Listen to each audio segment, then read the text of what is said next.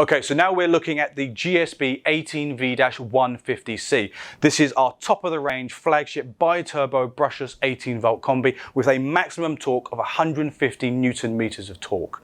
As you can see at the bottom there, it's running on the ProCore 18-volt battery. This one's a 5.5.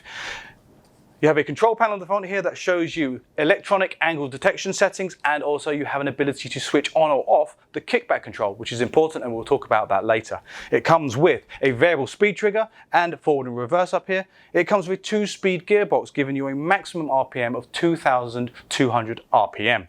It has 3 modes. You've got your screwdriving, drilling, and then your percussion hammer mode. It comes with a exceedingly large but necessary auxiliary handle. Remember, 115 Newton meters of hard torque. You're going to need this kind of handle to control this machine.